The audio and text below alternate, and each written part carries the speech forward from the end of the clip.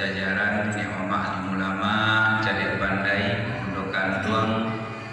Alhamdulillah juga hadir Ketua BKMT Permata, juga kepada Bu Hajah Husna Hussein yang telah sangat dengan BKMT kami.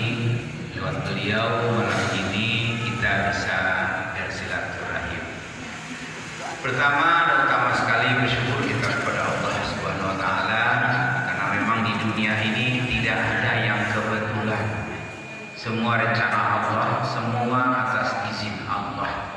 Termasuk malam ini Allah izinkan kita bertemu, satu tujuan Allah untuk kebahagiaan kita.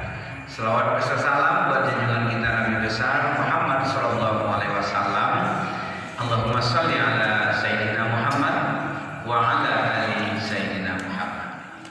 Pak Ibu, ambo datang kemari ingin mengucapkan terima kasih yang sedalam-dalamnya.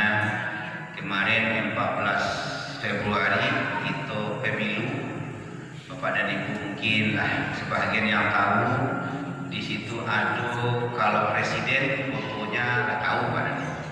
Nah di bawah presiden itu ada namanya DPD, maaf lembaran C lain, maksudnya ada yang pakai foto itu cuma satu pemilihan presiden dan kedua pemilihan DPD.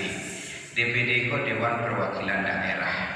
Kalau pada Ibu mencacalir mungkin yang pernah tahu sebelumnya, itu dari nomor 1 sampai nomor 5 balik calon. Nah nomor 1 itu foto ambo. Nah ambo calon nomor 1. Hari kini 2 hari yang lalu baru siap pemungutan perhitungan suaranya di tingkat provinsi. Allah berikan awak yang memilih ambo itu 246.640 orang atau betul surat suara yang dinyatakan sah oleh KPU provinsi. Bapak dan Ibu, ternyata 246.640 suara yang ada PN itu posisi kini nomor 5. Sementara yang duduk untuk Jakarta hanya 4 orang. Alhamdulillah. Seperti yang 4 orang, jadi 1, 2, 3, 4 yang itu dinyatakan duduk insyaallah di Jakarta, di Senayan. Kamu Serif, anak gading yang baru tamat kuliah, itulah hidup Sumatera Barat di Budiknya kan. Beliau baru dikenal, bahkan tidak dikenal oleh kita karena baru tamat kuliah. Baru tamat kuliah sarjana kedokteran. Kecuali beliau seorang politikus dari Pesisir Selatan. Nah, solonya nomor 1, nomor 2, Ibu Emma Yohana, tidak asing lain, nama incumbent. Nah, karena incumbent beliau ini. Di bawah itu ada Ustaz Jel yang membanggakan dulu itu.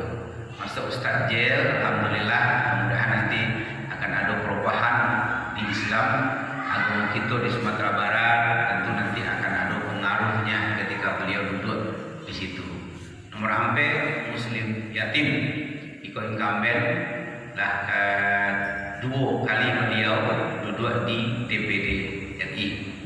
Nomor 5-nya kita.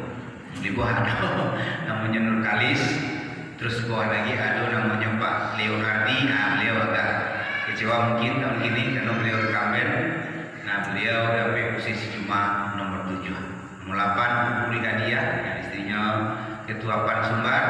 Nomor 9-nya itu ada Hendra Rahim, dulu Ketua DPRD Provinsi Sumatera Barat. Pada yang berbahagia, kini yang datang kemari ucapkan terima kasih. Mudah-mudahan semua niat baik kita dicatat Allah Subhanahu wa taala sebagai pahala di sisinya. Kalau menurut Uswaro yang kita banggakan itu kita pernah dengar namanya Nopi Chandra dulu. Tahun 2004 balik maju itu 87.000 suara cuma duduknya di DPD RI. Kemudian 2009 balik Pak Muslim Yatim itu suaranya cuma 250.000 sama Jawa. Tapi waktu itu beliau nomor 2 untuk 2009 balik. Nah, jadi bukan suara yang menentukan, tapi adalah kebetulan memang 1, 2, 3. Baik, malam ini karena waktunya sangat terbatas, mudah-mudahan sebelum Isya selesai pengajian kita Nah, ambo sampaikan, ambo diskusi gitu. Tadi ambo baca surat Ali Imran ayat 110. Kata Allah, ternyata kita umat Islam ini adalah umat terbaik yang dikirim Allah untuk manusia. Hari ini kita buktikan, sudahkah kita umat Islam menjadi umat terbaik? Contoh pada Ibu di bidang pendidikan umpamanya. 5 hari yang lalu pernah salah pada Ibu. Aku baca postingan. Isi postingan itu ternyata Kemendiknas itu telah mengganti pendidikan agama dijadikan pendidikan budaya. Yang kedua pada Ibu, di DPR RI ini ada draft rancangan undang-undang. Isinya apa? Akan menghapuskan pendidikan agama Islam SD, SMP, SMA. Kalau ini terjadi pada Ibu, umat Islam tidak akan pernah menjadi umat terbaik. Di bidang ekonomi umpamanya, coba lihat nanti 10 orang terkaya Indonesia tak serongkut umat Islam. Bidang kesehatan kita kalah, politik, keamanan, sosial, budaya kita kalah pada Ibu. Tapi kenapa kata Allah kita umat Islam ini umat terbaik? Kenapa Allah belum menolong kita? Kenapa Allah belum membantu kita? Jawabannya Al-Baqarah 153. Wahai orang-orang yang beriman, jadikan sabar, sholat sebagai penolongmu. Sesungguhnya Allah bersama orang yang sabar. Bapak Ibu, di ayat itu Allah katakan, bila sabar kita benar, sholat kita benar, Allah pasti menolong kita. Muncul pertanyaan, Ustaz, kami kok kan dari TTK sholat Ustaz, kini pun selalu berjamaah. Ibu bapak gak sabar, kami rasanya sabar Ustaz. Bapak ibu tertolong Allah, ya itulah Ustaz. Ekonomi masih susah, hubungan dengan suami kurang baik, hubungan dengan istri kurang baik, penyakit tak kunjung sembuh, hubungan dengan mertua, dengan menantu, dengan anak. Bapak ibu telah sholat, tapi kok Allah belum menolong juga. Jangan-jangan bapak dan ibu, sholat kita yang belum benar, sabar kita yang belum benar. Tapi boleh jadi kepada ibu, ini hadis yang sangat menarik. Suatu ketika Rasulullah SAW, di samping Rasulullah, sholat seorang sahabat. Setelah selesai sahabat sholat, apa kata Rasulullah? Sahabat, kamu belum sholat, ulang lagi. 2 kali sahabat sholat, apa kata Rasulullah? Sahabat, ulang lagi. 3 kali sahabat sholat, masih disuruh ulang oleh Rasulullah. Bapak ibu ini sahabat, ketemu dengan Rasulullah setiap hari, bergaul dengan Rasulullah, melihat sholatnya Rasulullah, 3 kali sholat masih disuruh ulang oleh Rasulullah.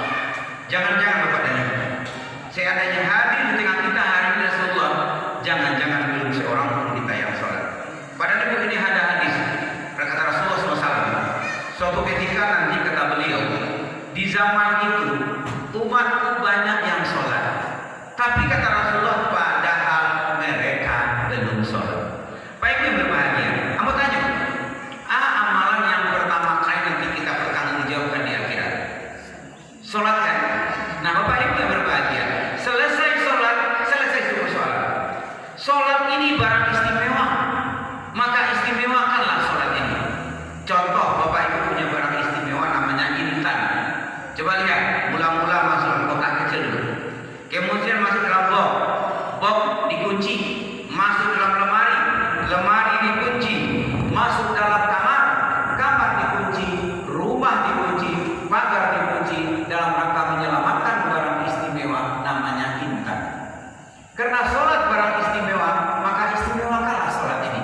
Maaf karena waktunya pada ibu biasanya 1,5 jam, tapi ini yang mempercepat materinya supaya sampai clear nanti sebelum isya. Pak ibu yang berbahagia, karena sholat barang istimewa, istimewakanlah sholat ini. Apanya yang diistimewakan? Pertama, waktunya, awal waktu, berjamaah di masjid atau di musala. Pak ibu yang berbahagia, Abu buku, judulnya Jurus Sehat ala Rasulullah, dikarang oleh Dr. Zaidul Akbar. Pak ibu, dalam buku ini disampaikan, hari ini zuhur kita jam 12:34. Ternyata